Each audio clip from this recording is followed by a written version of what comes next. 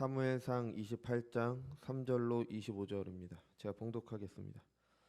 사무엘이 죽었으므로 온 이스라엘이 그를 두고 슬피 울며 그의 고향 라마에서 장사하였고 사울은 신접한 자와 박수를 그 땅에서 쫓아내었더라. 블레셋 사람들이 모여 수넴에 이르러 진침해 사울이 온 이스라엘을 모아 길보아에 진쳤더니 사울이 블레셋 사람들의 군대를 보고 두려워서 그의 마음이 크게 떨린지라. 사울이 여호와께 묻자오되 여호와께서 꿈으로도 우림으로도 선지자로도 그에게 대답하지 아니하시므로 사울이 그의 신하들에게 이르되 나를 위하여 신접한 여인을 찾으라. 내가 그리로 가서 그에게 물으라니 그의 신하들이 그에게 이르되 보소서 엔돌에 신접한 여인이 있나이다. 사울이 다른 옷을 입어 변장하고 두 사람과 함께 갈새 그들이 밤에 그 여인에게 이르러서는 사울이 이르되 청하노니 나를 위하여 신접한 술법으로 내가 내게 말하는 사람을 불러올리라 하니 여인이 그에게 이르되 내가 사울이 행한 일 곧 그가 신접한 자와 박수를 이 땅에서 멸절시켰음을 아나니 내가 어찌하여 내 생명에 올무를 놓아 나를 죽게 하려느냐 하는지라. 사울이 여호와의 이름으로 그에게 맹세하여 이르되 여호와께서 살아계심을 두고 맹세하노니 내가 이 일로는 벌을 당하지 아니하리라 하니 여인이 이르되 내가 누구를 내게 불러올리랴 하니 사울이 이르되 사무엘을 불러올리라 하는지라. 여인이 사무엘을 보고 큰 소리로 외치며 사울에게 말하여 이르되 당신이 어찌하여 나를 속이셨나이까. 당신이 사울이시니이다. 왕이 그에게 이르되 두려워하지 말라. 내가 무엇을 보았느냐 하니 여인이 사울에게 이르되 내가 영이 땅에서 올라오는 것을 보았나이다 하는지라. 사울이 그에게 이르되 그의 모양이 어떠하냐 하니 그가 이르되 한 노인이 올라오는데 그가 겉옷을 입었나이다 하더라. 사울이 그가 사무엘인 줄 알고 그의 얼굴이 땅에 대고 절하니라. 사무엘이 사울에게 이르되 내가 어찌하여 나를 불러 올려서 나를 성가시게 하느냐 하니 사울이 대답하되 나는 심히 다급하니이다. 블레셋 사람들은 나를 향하여 군대를 일으켰고 하나님은 나를 떠나서 다시는 선지자로도 꿈으로도 내게 대답하지 아니하시기로 내가 행한 일을 알아보려고 당신을 불러 올렸나이다 하더라. 사무엘이 이르되 여호와께서 너를 떠나 내 대적이 되셨거늘 내가 어찌하여 내게 묻느냐. 여호와께서 나를 통하여 말씀하신 대로 내게 행하사 나라를 내 손에서 떼어 내 이웃 다윗에게 주셨느니라.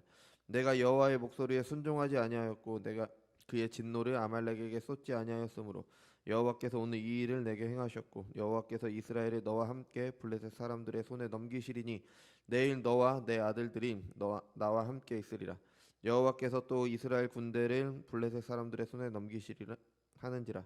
사울이 갑자기 땅에 완전히 엎드러진 이는 사무엘의 말로 말미암아 심히 두려워하며 또 그의 기력이 다하였으니 이는 그가 하루 밤낮을 음식을 먹지 못하였음이니라. 그 여인이 사울에게 이르러 그가 심히 고통당함을 보고 그에게 이르되 여종이 왕의 말씀을 듣고 내 생명을 아끼지 아니하고 왕이 내게 이르신 말씀을 순종하여 싸우니 그런즉 청하건대 이제 당신도 여종의 말을 들으사 내가 왕 앞에 한 조각 떡을 드리게 하소서. 왕은 잡수시고 길을 가실 때에 기력을 얻으소서 하니 사울이 거절하여 이르되 내가 먹지 아니하겠노라 하니라. 그의 신하들과 여인이 강건하매 그들의 말을 듣고 땅에서 일어나 침상에 앉으니라. 여인의 집에 살진 송아지가 있으므로 그것을 급히 잡고 가루를 가져다가 뭉쳐 무교병을 만들어 구워서 사울 앞에와 그의 신하들 앞에 내놓으니 그들이 먹고 일어나서 그 밤에 가니라. 아멘. 기도하겠습니다. 거룩하고 존귀하신 주님 은혜와 사랑을 감사드립니다. 주님의 거룩한 날 허락하셔서 공예배로 하나님께 영광 돌릴 수 있게 하신 은혜 감사드립니다. 이 시간 주님의 말씀 듣는 시간입니다. 우리 안에 계신 성령께서 함께 하셔서 듣는 말씀 가운데 하나님의 음성을 듣는 시간 될 수 있도록 인도하여 주옵소서. 감사드리며 사랑이 많으신 예수님의 이름으로 기도드렸습니다. 한 사람의 시작과 끝에 관련해서 이제 두 가지 사자성어가 있죠. 시작은 좋았는데 끝이 안 좋은 것을 우리는 흔히 용두삼이라고 합니다. 그죠? 반대로 시작은 그저 그런데 나중에 좋은 것을 그런 사람들을 대기만성이다 이렇게 이야기를 합니다. 이 두 사자성어가 아주 잘 맞는 인물이 사무엘서에 등장을 하죠. 이스라엘의 왕이었던 사울과 다윗입니다. 사울은 이스라엘의 첫 번째 왕입니다. 가나안에 들어가서 처음 세워진 왕이 사울입니다. 그가 왕이 되는 과정을 보면은 참 왕다웠어요. 그러니까 용모도 보통 사람보다 머리 하나가 더 있었고 용모도 아름다웠고 성품도 좋았습니다. 그러니까 왕이 될 만했어요. 겸손하고 하나님께 순종했습니다. 네, 하지만 그의 마지막은 이제 31장에 나오는데 아주 비참합니다. 그렇게 비참해져 가는 과정을 보면은 정말 비참합니다. 그죠? 근데 다윗은 정반대입니다. 그 시작은 보잘것없었습니다. 그래서 선지자 사무엘이 이제 다윗의 아버지 이새를 찾아가서 그의 아들들 중에서 왕을 세운다고 이제 아들들을 데려오라라고 했을 때 그 아버지 이새는 다른 형제들은 다 불렀는데 다윗을 부르진 않았습니다. 그만큼 아버지마저도 그냥 무시했던 아들이 바로 다윗이죠. 그때 그 들에서 양을 치고 있었죠. 하지만 나중에 그는 이스라엘 역사상 가장 위대한 왕으로 불리게 됩니다. 지금도 이스라엘에서는 가장 위대한 왕이 다윗이죠. 성경에서도 예수님을 아브라함과 다윗의 자손이라고 할 정도로 아주 중요한 역할을 하는 인물이 됩니다. 그러니까 하나님께서 언약을 맺으신 인물이 아브라함과 다윗 그렇게 연결이 되죠. 이 둘의 차이는 그러니까 하나님께 순종했느냐, 그러니까 순종하지 않았느냐로 있습니다. 뭐 하나님께 순종하면은 이렇게 대단한 사람이 된다가 아니라 하나님께 순종했던 사람이기 때문에 그 끝이 이렇게 됐던 거죠. 처음에는 겸손히 하나님의 말씀을 따랐던 사울입니다. 근데 점점 하나님께 불순종하게 되죠. 그 이야기는 이제 우리가 뭐 잘 알고 있는 이야기들이죠. 근데 그러다가 이제 마지막에 오늘 마지막까지 간 사울의 모습이 오늘 본문에 나옵니다. 그래서 오늘 본문은 성경에서도 진짜 괴상한 이야기예요. 정말 이상한 이야기입니다. 어떻게 이런 이야기가 있을 정도로 그런 이야기죠. 그러니까 등장인물들의 행동들이 다 이상합니다. 또 이야기를 어떻게 봐야 되는지에 대한 문제도 있죠. 그래서 이스라엘 왕이 그냥 표면적으로 보면은 이스라엘의 왕이 무당을 찾아갑니다. 근데 그 무당이 선지자의 영을 불러내는 거예요.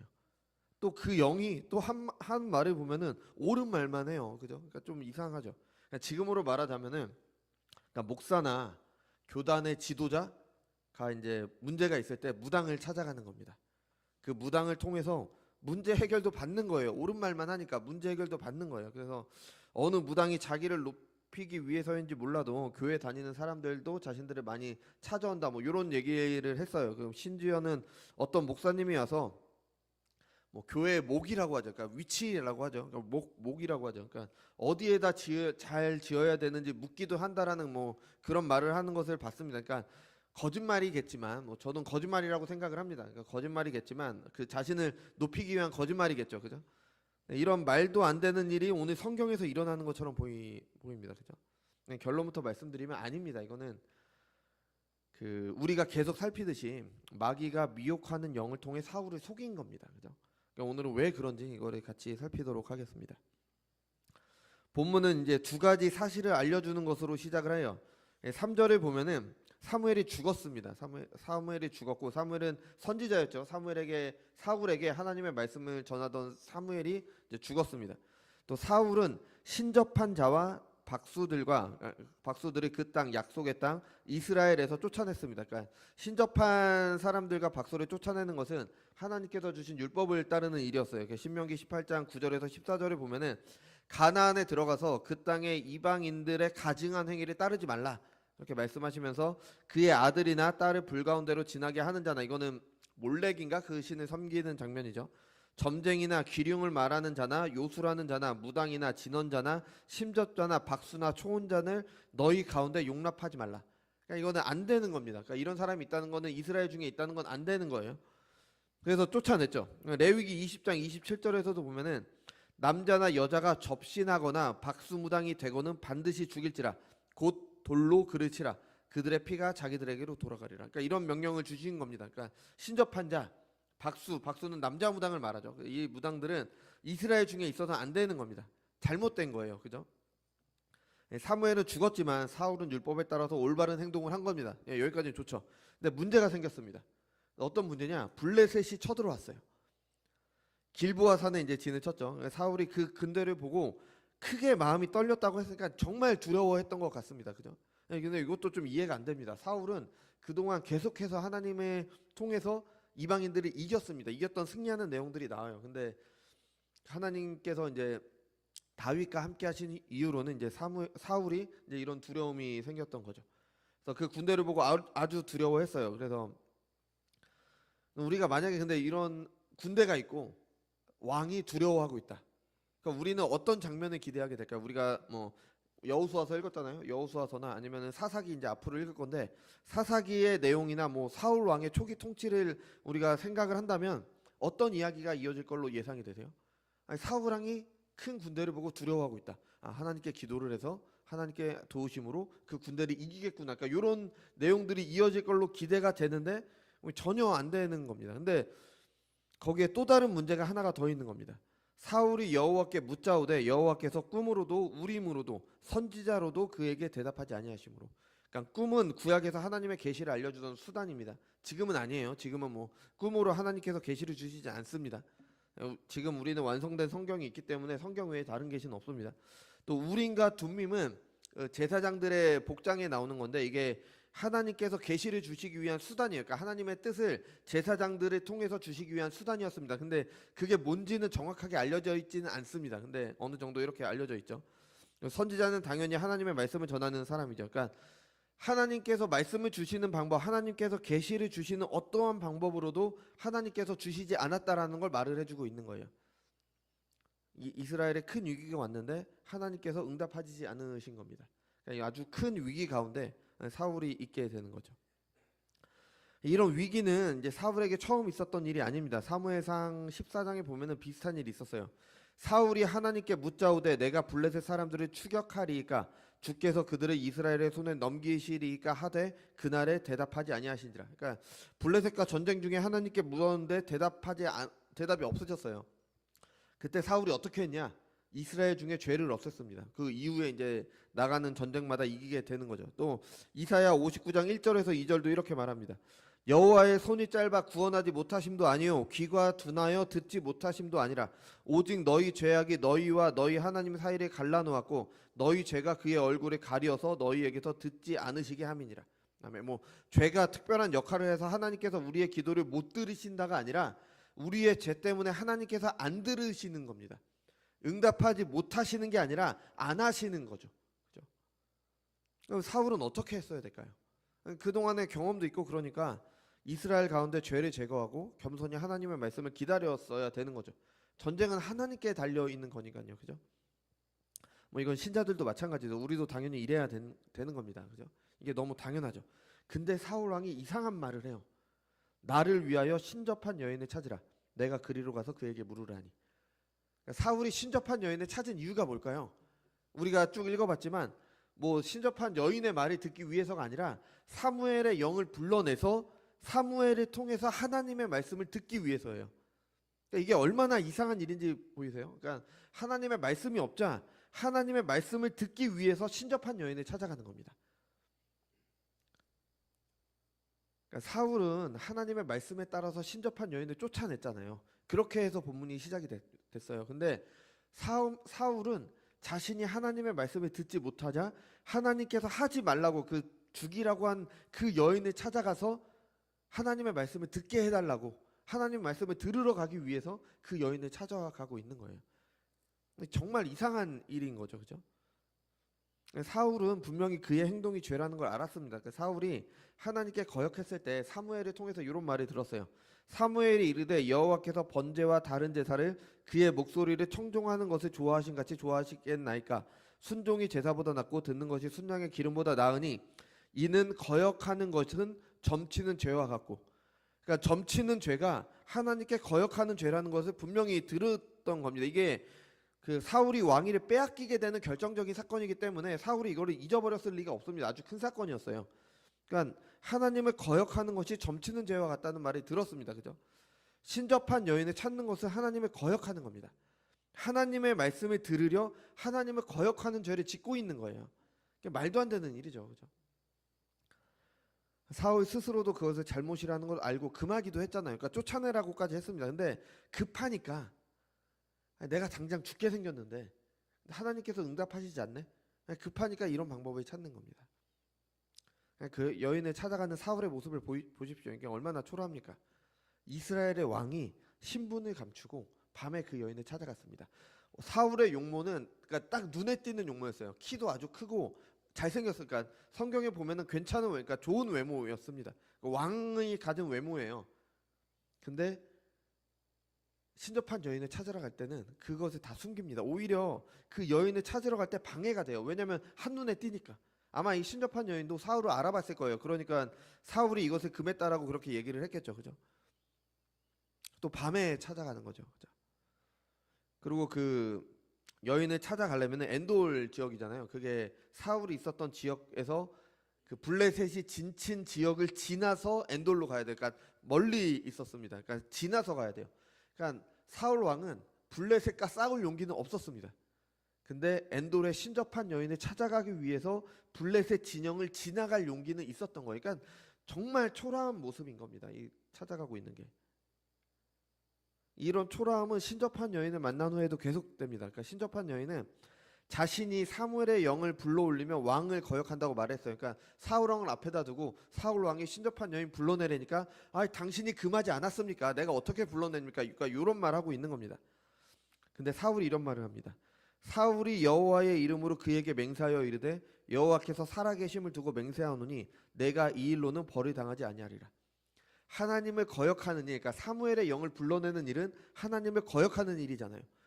그것을 해도 벌을 당하지 않겠다는 것을 하나님의 이름으로 맹세하고 있는 겁니다. 이게 얼마나 초라하고 우스꽝스러운 거예요. 아니, 하나님께서 금하신 일을 해도 너는 벌 받지 않을 거야 라는 거를 하나님의 이름으로 맹세하고 있는 겁니다. 말도 안 되는 짓인 거죠. 그랬더니 한 영이 나타났습니다. 그래서 그 한 영이 사울에게 블레셋과의 전쟁에서 죽는다고 했어요. 오늘 내일 너와 너의 아들이 나와 함께 있을 거다. 죽었잖아요. 그러니까 너도 죽을 거다. 그렇게 얘기를 하고 있는 거죠. 근데 사무엘은 죽어서 당연히 천국에 갔겠죠. 우리가 흔히 말하는 사무엘은 당연히 하나님의 선지자니까 천국에 갔을 거예요. 그럼 사울이 근데 하나님께 거역했는데 죽어서 천국에 있을 거냐? 요거는 모르겠지만 그냥 겉으로 표면적으로 드러난 것만 보면은 그 영이 너희가 나와 함께 있을 거다. 그럼 요 영이 천국에 있는 사무엘이 아니다라는 그런 이렇게 합리적인 추론을 좀 할 수 있을 것 같아요. 이거는 방금 떠오른 건데 아무튼 그랬습니다. 그랬더니 그 말이 들은 사울은 두려워하고 기력을 다했습니다. 두려움에 밥도 못 먹었기 때문에 이제 기력이 다했던 거죠. 이제 쓰러졌던 겁니다. 근데 그가 어떻게 기력을 회복합니까?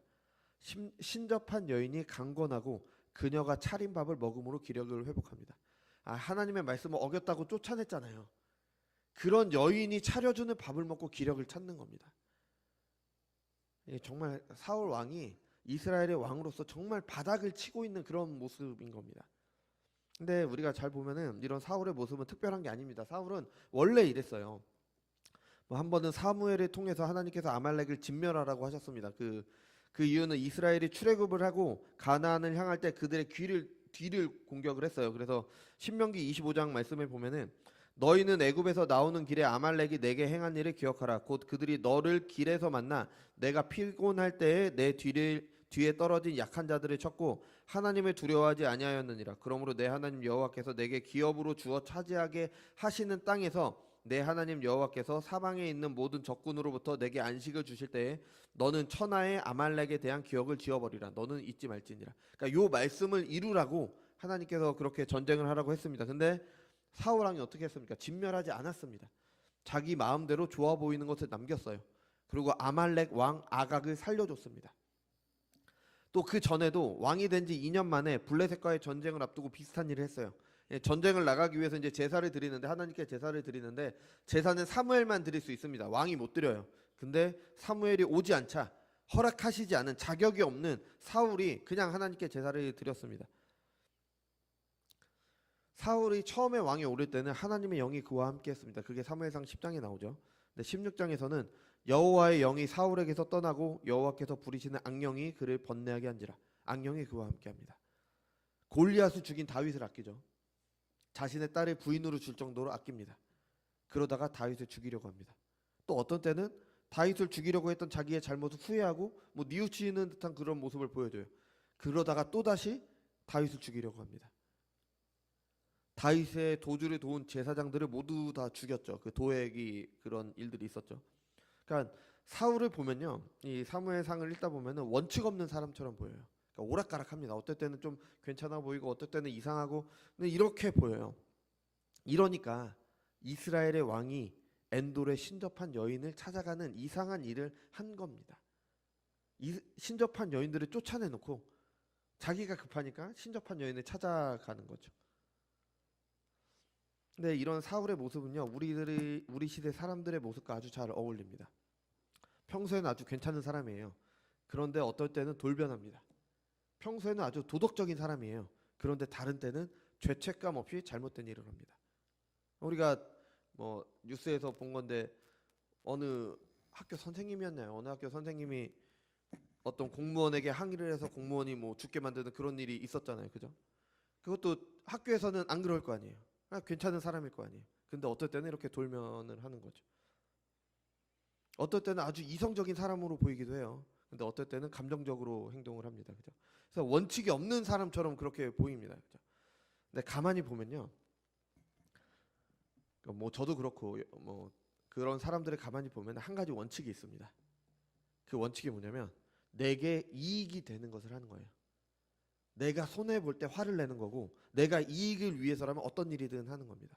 그러니까 평소에 다른 원칙들에는 어긋나 보이는 일을 할 수가 있는 겁니다. 나를 위해서 어떤 수단이든지 가리지 않고 사용하는 것, 그게 사람들의 행동을 이끄는 원칙인 거예요. 내게 도움이 되는 것이 좋은 것이다. 나를 유익하게 하는 것이 선이다. 이 사람들의 지배하는 뿌리 깊은 원리 중에 하나인 겁니다. 그러니까 사울은 전쟁에 이겨야 되니까 내가 전쟁을 하는 거예요. 좋아 보이니까 아각 왕을 용서하는 겁니다. 왜냐하면 왕을 좀 이렇게 살려주면 너그러운 왕으로 보일 테니까. 다윗이 내 나라를 지키자 아낍니다. 근데 내 왕위를 빼앗을 것 같으니까 죽이려고 하는 거죠. 이런 사울의 모습이 내 이익이 유일한 행동의 근거가 되는 사람들과 닮아 있습니다. 그러니까 상식적으로 우리가 생각하는 상식으로는 내게 이익이 안 되는 일, 그러니까 나에게 손해가 되는 일을 하는 어떤 사람은 우리는 바보라고 해요. 그죠? 왜 그렇게 하냐? 왜 바보처럼 사냐? 정말 심한 경우에는 부모 자식 간에도 이런 방식으로 이런 원칙에 따라 행동을 합니다. 물론 보통은 일반적으로는 부모 자식은 이런 관계를 초월합니다. 여러분 다 그렇잖아요. 자녀들에게 뭘 바라면서 자녀들을 키우는 게 아니잖아요. 일방적으로 그러잖아요. 자녀들도 부모를 사랑할 때 우리 부모가 나한테 뭘 해주니까 사랑하는 게 아니잖아요. 그죠? 이런 관계를 초월하는 거잖아요. 부부 관계도 그렇잖아요. 부부 관계도 그렇습니다. 근데 그런 관계들마저도 내게 이익이 되냐 안 되냐를 결정해 버리는 겁니다. 뭐 모르겠습니다. 뭐 결혼을 안 하시는 분들이나 아니면은 그 아이를 낳지 않으시는 분들도 이런 방식으로 접근을 하기 때문에 그렇지 않나 생각을 합니다. 물론 뭐 이거를 일방적으로 이렇게 딱 모두 다 그렇다라고 얘기할 수는 없는 거지만 특수한 경우도 있고 물론 피치 못할 사정도 있을 테지만 아마 이렇게 생각하기 때문이 아닐까라는 생각이 듭니다. 나아가서 하나님과의 관계도 그래요. 내게 도움이 되면 섬깁니다. 내게 뭘 준다고 약속하니까 섬기는 거죠. 그냥 섬기는 게 아닙니다. 다른 종교들도 마찬가지죠. 내게 이익만 주면 되니까 그게 하나님이든 다른 신이든 별로 상관이 없는 거예요. 급한 일 앞에는 하나님, 부처님, 알라님, 천지신명이 다 찼잖아요. 그죠? 어떤 신이든 하나만 걸려라는 거죠. 하나라도 나를 도와주면 되는 거예요. 그러니까 사울이 하나님의 말씀을 듣는다면서 엔돌의 신접한 여인을 찾아갈 수 있었던 겁니다. 그러니까 교회에 다니면서 뭐 우리 교회 분들은 안 그러시겠지만 뭐 예전에 들었습니다. 교회에 다니면서 무당을 찾아가는 겁니다. 그러니까 교회 다니면서 손 없는 날, 그러니까 이사할 때 손 없는 날 찾는 거고요. 뭐 이것저것 하는 겁니다. 그죠? 그리고 이 신접한 여인이 불러낸 사무엘의 영이 이런 사람들에게 속임이 되는 겁니다. 그러니까 어느 목사님께서는 이런 사람들, 그러니까 이런 원칙에 따라서 행동하는 사람들이 귀신의 먹이가 되기 딱 좋다라고 그렇게 말씀을 하셨습니다. 그죠? 여러분 신접한 여인이 불러낸 사무엘의 영이 정말 사무엘이었을까요? 우리가 믿는 바에 따르면 사람의 우리가 죽음이라는 것은 영혼과 육체가 분리되는 거잖아요. 그죠? 그러니까 육체는 땅에 묻혀서 주님께서 다시 오신 날을 기다리게 됩니다. 영혼은 신자들의 경우에는 하나님과 함께하게 되죠. 불신자의 영혼은 우리가 흔히 지옥이라고 부르는 곳에 가게 됩니다. 그곳에서 주님께서 다시 오시는 날 있을 영원한 심판과 영원한 영광을 기다리게 되는 거죠. 사무엘은 당연히 하나님을 믿었던 신자입니다. 그래서 그가 죽은 후에 그의 영혼은 하나님과 함께 있습니다. 그러니까 우리가 흔히 천국이라고 부르는 그곳에서 그곳이 어떤 곳인지 모르고 그러니까 영적인 곳이기 때문에 물리적인 장소가 아닐 수도 있지만 어쨌든 그곳에서 이제 하나님과 함께 있으면서 주님께서 다시 오시는 날을 기다리고 있습니다. 영원한 영광의 날을 기다리는 거죠. 그러니까 그 영혼을 사람이 무당이 불러낼 수 있을까요? 불가능합니다. 불러낼 수 없습니다. 그러니까 신학적으로 보면은 신접한 여인이 사무엘의 영을 불러낼 수 없습니다. 잘못된 겁니다. 그죠? 성경이 중요하지 신약이 중요하냐 뭐 이런 말씀하시죠, 그죠? 근데 신학이라는 거는 하나님의 말씀 전체를 연구해서 나온 거예요. 그냥 사람들이 만들어낸 게 아니라 하나님의 말씀을 연구해서 나온 겁니다. 그러니까 신학과 성경이 다른 게 아니라 성경을 전부를 잘 정리해서 나온 게 신학인 거예요. 그러니까 신학을 바탕으로 성경의 세세한 부분을 해석해야지 바른 해석으로 가게 되는 겁니다. 하나님의 말씀인 성경은 통일성 있고 일관되게 해석할 수 있는 겁니다. 그러니까 어느 한 구절만 이렇게 따다가 보는 게 아니라 전체 맥락에서 봐야 되는 거니까요. 그래서 성경 전체를 정리한 신학을 바탕으로 해석을 하는 거죠. 이게 성경으로 성경을 해석한다는 겁니다. 성경 전체로, 그죠? 신접한 여인이 불러낸 것은 사무엘의 영이 아니라 마귀의 속임이었습니다. 신접한 여인은 그 영이 겉옷을 입은 한 노인이라고 했죠. 그러니까 사무엘이라는 특징이 없어요. 아니 겉옷 입은 한 노인이 한두 명이었겠습니까? 그죠? 사울은 그 여인에게 사무엘을 불러달라고 했죠. 그러니까 어떤 영이 올라오니까 그 자리에 있었던 모든 사람들이 그 영이 사무엘이라고 생각했던 겁니다. 여인도 아니 내가 사무엘을 불러내기 위해서 뭔가를 했더니 영이 올라왔어요. 그랬더니 아 이게 사무엘이구나 그렇게 생각을 했겠죠. 그죠? 사울은 그 영을 볼 수도 없었습니다. 그 여인만 봤어요. 그래서 볼 수 없으면서도 자신이 했던 말 때문에 사무엘인지 알고 엎드렸던 겁니다. 근데 이렇게 보자면은 좀 이상한 게 두 가지 점이 있어요. 하나는 이 이야기 속에서 그 영을 계속해서 사무엘이라고 부르고 있어요. 그죠? 15절과 16절을 보면은 사무엘이 사울에게 말했다. 이렇게 이야기를 했죠. 그죠? 그러니까 성경이 사무엘이라고 말했는데 이거 사무엘의 영 아니냐? 그렇게만은 볼 수는 없습니다. 그러니까 우리는 그 성경은 종종 등장 인물들의 생각을 그냥 있는 그대로 전하는 경우가 있어요. 이게 보통 문학 작품에서도 그러잖아요. 그죠? 그게 사실인지 아닌지보다는 그냥 그 자리에 있었던 사람들의 말을 그냥 그대로 전하는 경우가 있습니다. 그죠? 그래서 이것도 그런 겁니다. 왜냐면은 여기에 있었던 사울이 두 사람과 함께 올라갔고, 그러니까 세 사람이 있었죠. 그리고 그 신접한 여인, 그 여인이 있었겠죠. 그 네 사람 모두 다 그 영을 사무엘로 생각을 했던 겁니다. 그러니까 성경에서도 그냥 그 이야기 가운데서 등장 인물들이 모두 사무엘이라고 하니까 그냥 사무엘이라고 말한 것뿐입니다. 한 가지 이유가 또 문제가 되는 게 뭐가 있냐면 사무엘의 영을 가짜라고 보기에 어려운 이유가 이 영이 한 말이 다 이루어진다는 게 문제가 되는 거죠. 31장에 보면은 이 사울과 그 아들 요나단이 블레셋과의 전쟁에서 죽게 됩니다. 그러니까 사무엘의 영이라는 그 존재가 한 말이 맞는 것처럼 보이죠. 네, 첫 번째는 그 말이 맞았다고 해도 사무엘의 영이라고 단언할 수 없습니다. 신명기 말씀에서 우리가 봤잖아요. 그죠? 어떤 선지자의 말이 이루어진다라고 해도 그 선지자가 거짓 선지자일 수 있습니다. 그죠? 사도행전 16장 16절에서 17절에 보면은 우리가 기도하는 곳에 가다가 점치는 귀신 들린 여종 하나를 만나니 점으로 그 주인들에게 큰 이익을 주는 자라. 그가 바울과 우리를 따라와 소리질러 이르되 이 사람들은 지극히 높은 하나님의 종으로서 구원의 길을 너희에게 전하는 자라 하며. 아멘. 그러니까 점치는 귀신 들린 여종이 바울과 신라에 대해서 제대로 된 말을 하고 있는 거예요. 그러니까 제대로 된 말을 했다고 해서 그 영이 사무엘의 영이라고 볼 수가 없습니다. 그리고 두 번째로는 그 영이 예언한 것이 아닐 수도 있습니다. 예언한 것으로 보이지 않아요. 그러니까 사울에 대해서 그 영이 말한 거는 이미 모두 다 알려진 겁니다. 하나님께 불순종함으로 왕위를 빼앗겼잖아. 이거 다 알잖아요. 그 전에 있었던 일들이니까. 블레셋과의 전쟁에서 죽는다는 것도 사울도 예감하고 있던 겁니다. 그러니까 그렇게 두려워서 하나님의 말씀을 듣기 위해서 신접한 여인을 따라간 거죠. 그러니까 이미 그 영은 이미 알려졌던 일을 말했을 뿐이에요. 그러니까 사울이 알고 있던 걸 말했을 뿐입니다. 오히려 이 영에 미혹된 사울이 전쟁에서 중상을 입었을 때 자포자기하는 심정으로 스스로 목숨을 버린 것처럼 보이기도 합니다. 그래서 그 31장에 보면은 아니 중상을 입었으면은 보통 사람들이면 살기 위해서 발버둥을 칠 거 아니에요. 근데 사울이 그 중상을 당하자 무기 든 자에게 나를 찔러서 죽이라라고 그렇게 말을 했습니까? 이렇게 볼 때 신접한 여인이 불러낸 영은 사무엘의 영이라고 볼 수는 없습니다. 그죠?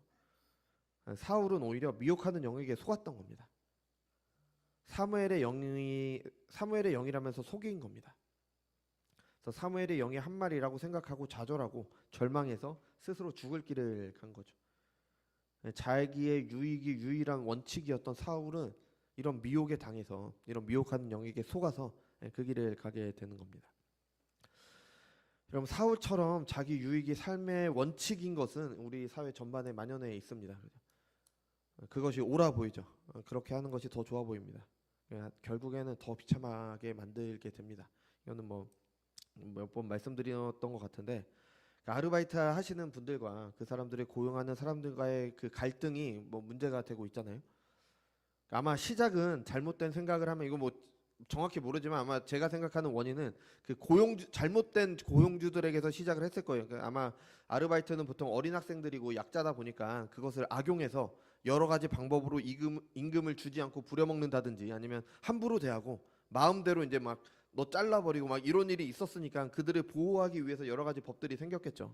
근데 그 법을 악용하는 사람들이 생겼죠. 뭐 실제로 일을 하지 않고 계약서를 안 쓴 것을 빌미로, 뭐 들은 얘기입니다. 빌미로 삼아서 고발한다는 협박으로 돈을 뜯어내고, 뭐 일하지도 않고 돈을 받아내려는 그런 사람들이 생겼습니다. 그래서 근데 이걸 보면은 이 양측 사람들은 모두 자기 유익이 그들의 삶의 원칙이었어요. 아니, 어떤 사람을 고용했으면은 최대한 돈을 안 주는 게 나한테 이익이잖아요. 그 어떤 사람이 나를 고용했으면은 나는 될 수 있으면 일은 적게 하면서 돈을 받아내는 게 나에겐 이득인 거잖아요. 이 원칙에 따라서 행동을 한 거예요. 또 그 일시적으로 그들에게는 어떤 유익이 됐겠죠. 돈을 덜 줬으니까 내가 좀 벌었을 수도 있고, 나는 일 안 하고 돈을 받았을 수도 있습니다. 그것에 당해서. 근데 그들이 만든 세상은 어떻게 해야 됩니까? 점점 살기 힘들어지는 거죠. 서로가 서로를 믿지 못하고 이용해 먹으려만 하는 세상을 자기들 스스로 만들어가는 겁니다.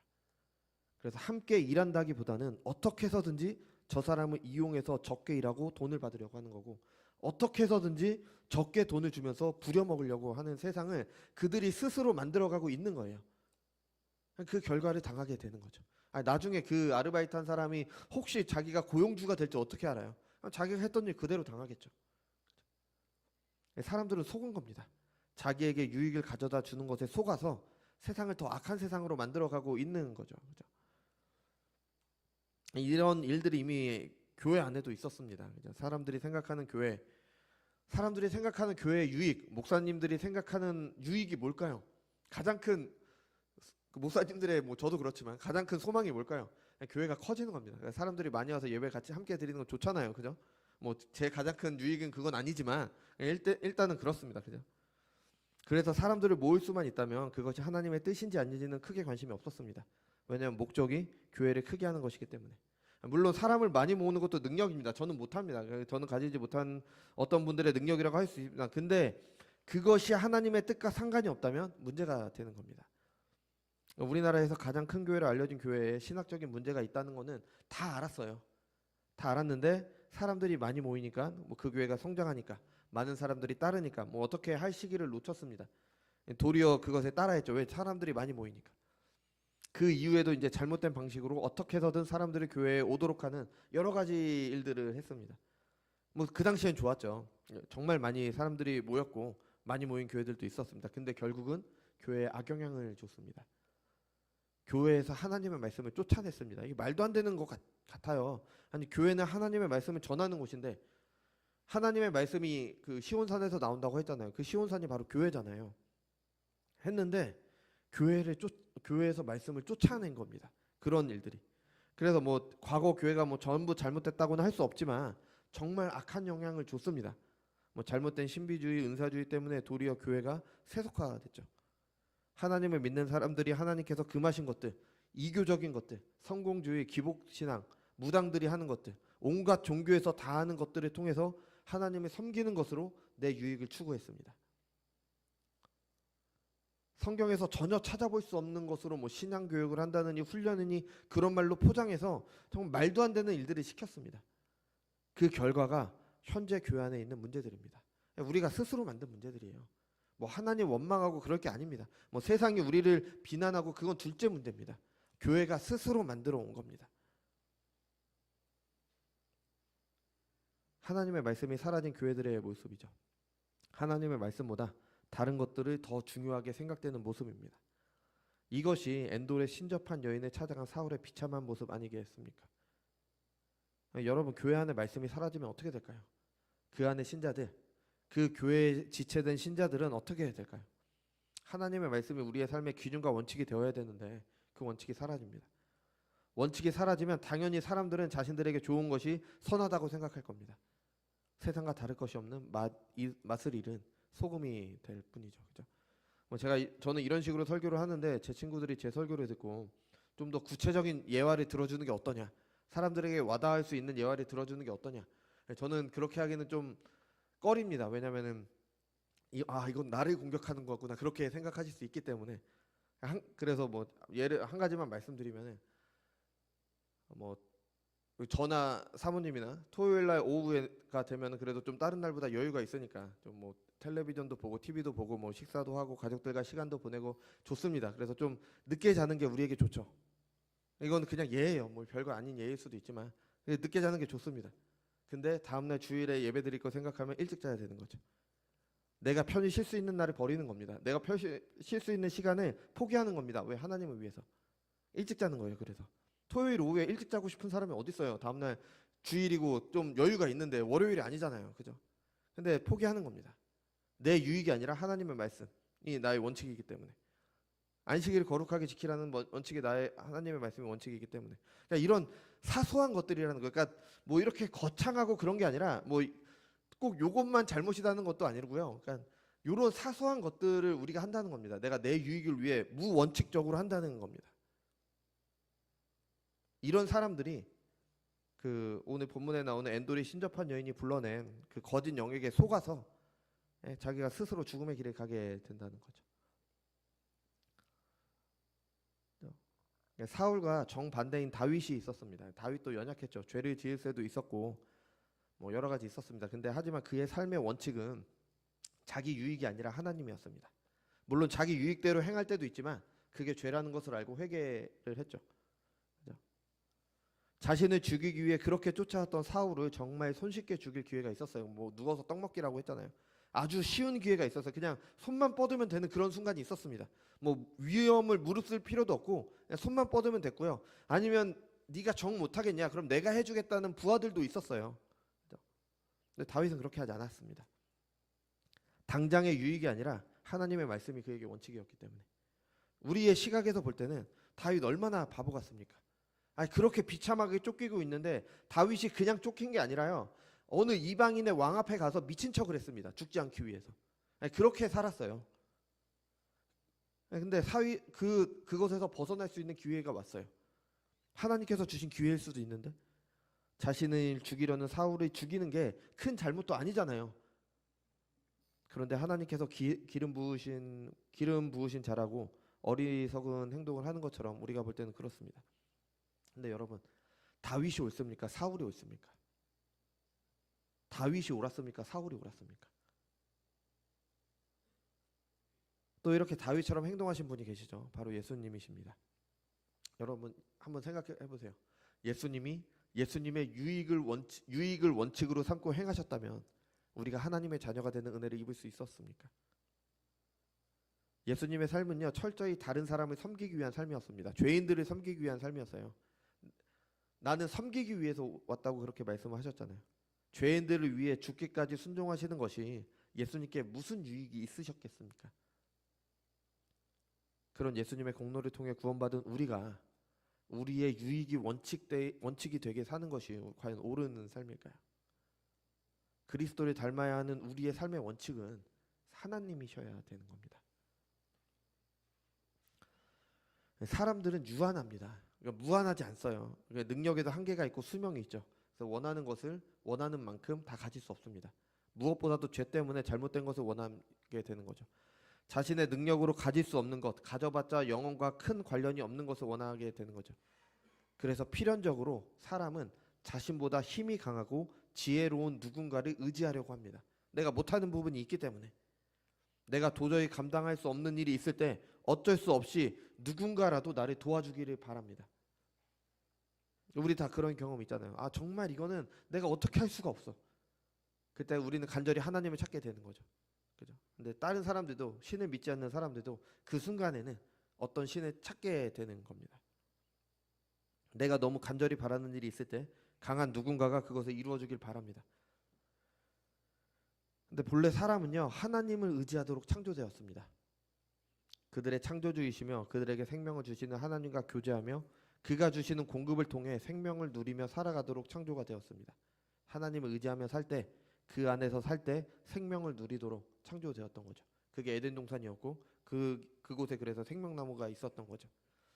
창조주이신 하나님께서 우리에게 베푸신 큰 은혜인 겁니다.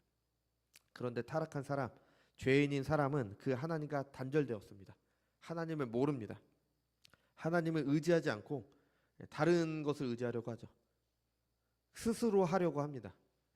스스로 하려고 한다면서 고작 자신을 의지하거나 아니면 하나님을 잃어버린 사람들이 만들어낸 헛된 신을 의지하려고 합니다. 나무나 돌로 만들어서 움직일 수도 없고 살아있지도 않은 가짜 신을 섬기려고 합니다. 그러다 심지어 귀신을 의지합니다. 과학이 그렇게 발전했다는 지금도 아직 점집들이 사라지지 않았습니다. 어떤 무당들에게 가스라이팅 당해서 부모를 죽이는 일이 사회적으로 문제가 되는 일도 있었죠. 지금도 그럽니다. 지금도. 아니, 과학 자체도 그래요. 어떤 사람들은 과학을 신봉합니다. 근데 정말 훌륭한 과학자가 무신론자예요. 그 그리스도인이 아닌 과학자가 나와서 이런 말을 했습니다. 과학은 신의 존재를 부정할 수 없다. 왜냐하면 과학이라는 것 자체가 어떠한 원칙이 있다는 걸 토대로 연구를 하는 거잖아요. 그럼 그 원칙을 만든 어떤 존재 아니면 그 원칙이 있다라는 걸 인정을 해야 되는 거예요. 과학자들은요. 그러니까 신의 존재를 무시할 수 없다라고 그렇게 얘기를 했습니다. 근데 그런 원칙 아래서 이렇게 나온 그 끄트머리를 본 사람들은 그 과학을 신봉하면서 하나님을 거절하는 거죠. 이런 모습은 하나님께서 창조하신 사람의 모습이 아닙니다. 완전히 반대되는 모습이에요. 그런데 그것을 잘 아는 우리도 우리의 삶의 기준이 하나님이 아니라 내가 된다면 이런 거짓과 속임에 빠져들게 되는 겁니다. 아무런 죄의식 없이 정말 아무렇지도 않게 우리가 생각할 땐 전혀 아닌 것 같은데 그게 나의 유익에 따라서 선택한 것이고 그게 죄일 수가 있는 겁니다. 그러다 스스로 멸망의 길에 가게 되는 겁니다. 사울은 다윗을 도와준 제사장들을 죽임으로써 하나님의 말씀을 들을 길을 스스로 잘라버렸습니다. 그리고 하나님의 말씀이 없자 귀신을 의지하려다 멸망의 길에 가게 됩니다. 거짓과 속임에 빠져 스스로 죽음의 길에 가게 됩니다. 하나님과 단절된 하나님의 말씀을 전혀 모르는 사람들의 모습인 겁니다.